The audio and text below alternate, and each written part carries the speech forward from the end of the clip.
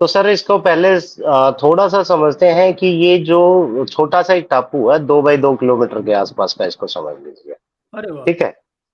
तो ये सारा जो है लफड़ा मोटा मोटा है 1921 के आसपास का। और हम्म। इंटरेस्टिंगली बात ये थी कि श्रीलंका पे भी अंग्रेजों का राज था और हमारे ऊपर भी था। ठीक है। तो ये डिस्प्यूट तो था, पर क्योंकि दोनों जगह गवर्नमेंट एक ही थी, मतलब रूलर एक ही था, तो ये चलता रहा एक्चुअली। इसका हम्म। कोई कंक्रीट जो है ऐसा चला नहीं। अब इसमें एंगल क्या था सर, हम्म। कि एंगल ये है कि यहाँ पे साउथ के हमारे जो प्रिंसली स्टेट हुआ करती थी, उनका राज्य साम्राज्य था टैक्स वगैरह कलेक्शन करना, या उस पे जो है ओनरशिप जो है वो तमिलनाडु के प्रिंसली स्टेट्स की हुआ करती थी। हम्म। अब बाद में जब आजादी के टाइम पे क्या हुआ कि जब वो अंश क्या बोलते हैं उसको, हमारे अंदर वो जुड़ गए ये हम्म। स्टेट्स, तो हम्म। उनकी जो प्रॉपर्टी है टेक्निकली वो भी हमारी हो गई। बिल्कुल एनेक्स कर लिया जब उन्होंने हमारे साथ, इंडिया के साथ। तो सही। पूरा इंडिया का जब अनेक्सेशन हुआ और सारे लोग जुड़ गए, तो हम्म। ये एरिया भी टेक्निकली हमारे पास आ जाना चाहिए था। ठीक है सर।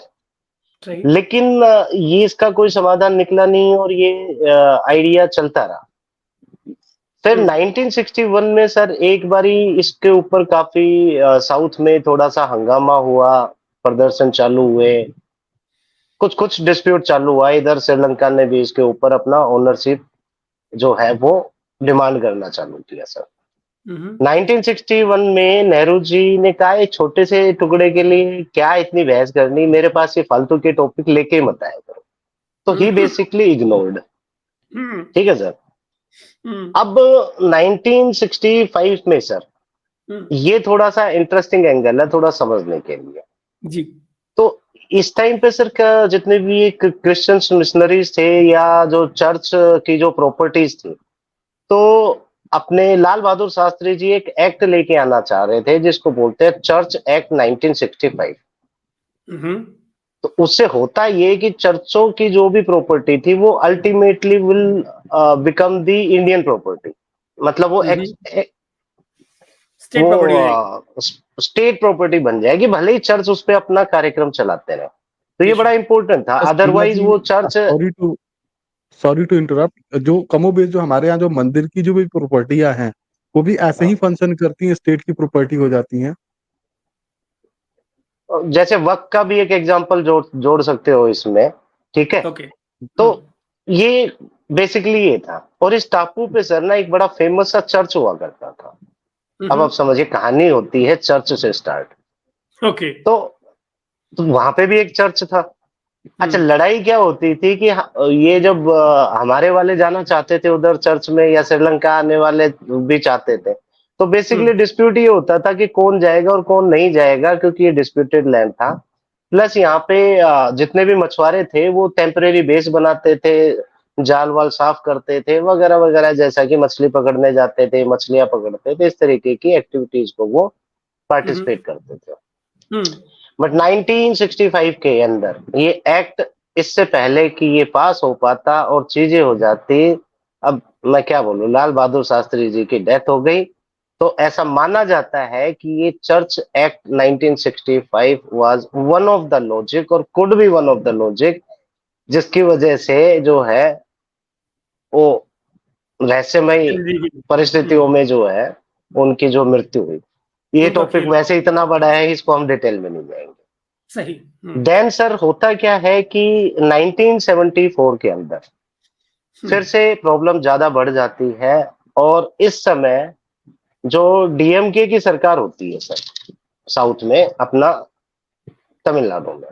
तमिलनाडु में। अब यहाँ पे सर प्रेशर था जो कि ऑफिशियल। अच्छा, ये प्रॉब्लम अभी कैसे चालू हुई उसको पहले बताता हूँ, फिर कनेक्ट करता हूँ ताकि ये आपको समझ में आए।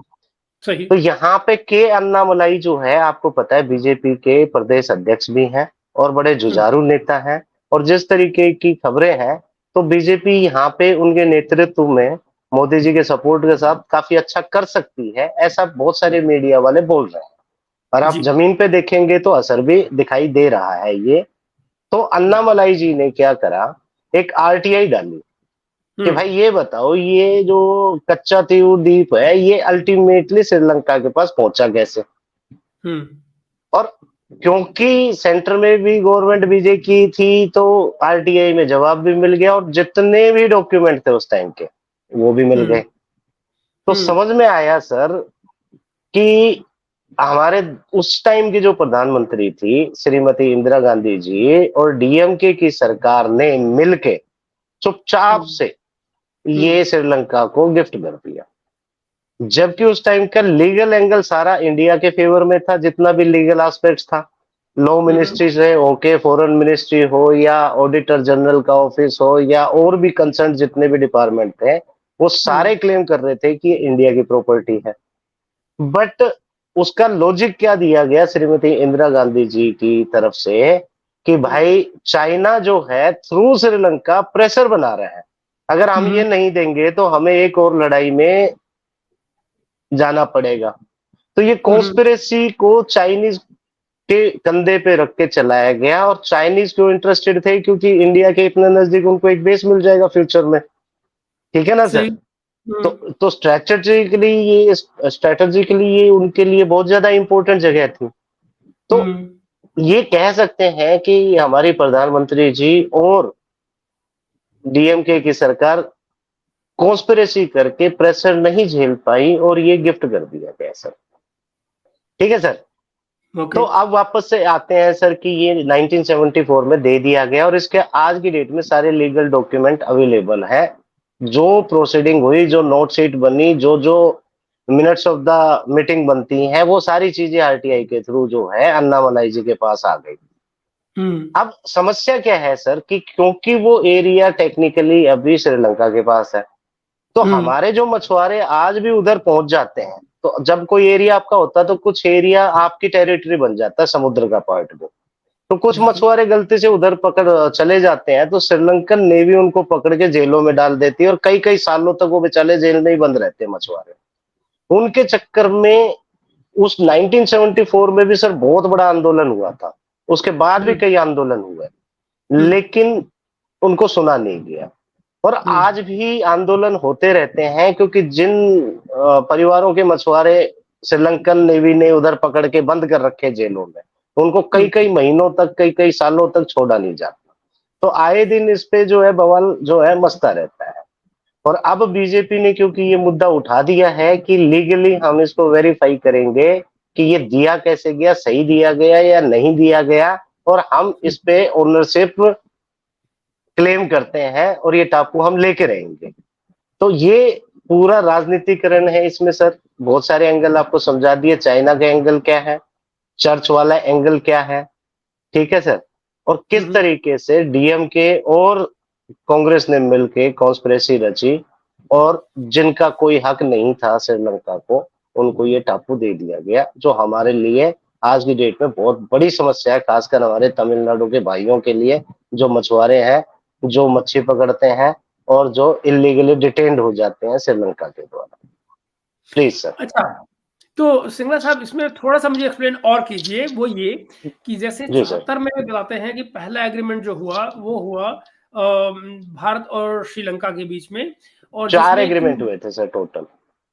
जी जी। तो जो प्राइमरी एग्रीमेंट जो हुआ था, तो उसमें बताया जाता है, काइंडली चूंकि मेरे पास थोड़ी सी इन्फॉर्मेशन है, मैं उस आरटीआई के बेसिस पे बात करूंगा जो फाइल की गई थी, कि वहां जो ये बताया जाता है कि भाई जो 74 वाला जो एग्रीमेंट है उसके तहत कि भारत के जो लोग थे उनको ये इजाजत थी कि उस टापू का, चाहे वो दे दिया गया था श्रीलंका को, लेकिन जो लोग थे वो विजिट कर सकते थे, चर्च में जा सकते थे, फिशिंग कर सकते थे, ये राइट्स उनको दिए गए थे। जो बताया ये गया फर्दर कि 76 में जो नेक्स्ट एग्रीमेंट हुआ उसमें वो विड्रॉ हो गए। Is it true?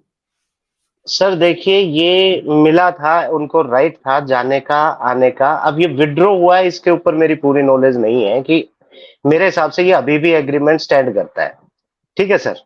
बट इसमें दिक्कत क्या थी, एक कंडीशन ये थी कि आप वहां पे मछलियां नहीं पकड़ सकते जाके, ठीक है? उस टापू पे जाके मछली नहीं पकड़ सकते। For the purpose of church only you can visit there. आप जा सकते हैं और आपको कोई पासपोर्ट लेने की जरूरत नहीं पड़ेगी, ठीक है? पासपोर्ट फ्री आपका जो है आना जाना चलता रहा। लेकिन समस्या तो सर तब आई ना जब उन्होंने 100% क्लेम करना चालू कर दिया श्रीलंका ने, और हमारे मछुआरों को पकड़ के जेल में डालना चालू कर दिया। ठीक है, इस पे मैं थोड़ा सा और देख लूंगा कि कोई एग्रीमेंट, मेरे हिसाब से कोई ऐसा एग्रीमेंट अपग्रेडेड वाला नहीं है सर। ठीक है, अगर होगा तो मेरी नॉलेज में नहीं है सर। मैं सिंगला साहब, मेरे पास जो आरटीआई की कॉपी आई है इसकी, वो मैं आपसे शेयर कर लूंगा, तो मे बी नेक्स्ट शो में जब आप आते हैं तब हम उस पर और फर्दर बात कर लेंगे। पर जो मेरे बिल्कुल पास, बिल्कुल सर। हाँ, तो मुझे उसमें ये खबर लगती है कि 74 के बाद में जो 76 का जो दोबारा से हुआ अनुबंध, जिसमें कि मालदीव को भी रखा गया था, तो वहां पे ये चीज आई कि भाई इनके जो फिशिंग राइट्स थे उनका जिक्र नहीं किया गया, उनको फिशिंग राइट्स और उनके जो चर्च विजिट के जो प्रोविजंस थे वो गायब हो गए 76 वाले एग्रीमेंट में, and that is where the issue is right now. तो लेट अस सी, मैं मतलब एक बार फिर से शेयर कर लूंगा, हम लोग दोबारा बात कर लेंगे इस पर। सर लेकिन इतना मुझे याद है कि उस टाइम पे इसके ऊपर प्रोटेस्ट बहुत जबरदस्त हुए थे, तो हो सकता है कि उसमें उसका जिक्र ना हो, क्योंकि तमिलनाडु में इस मुद्दे पे बहुत जबरदस्त वाले प्रोटेस्ट हुए थे, पर उनको दबा दिया गया था डीएमके की गवर्नमेंट के द्वारा।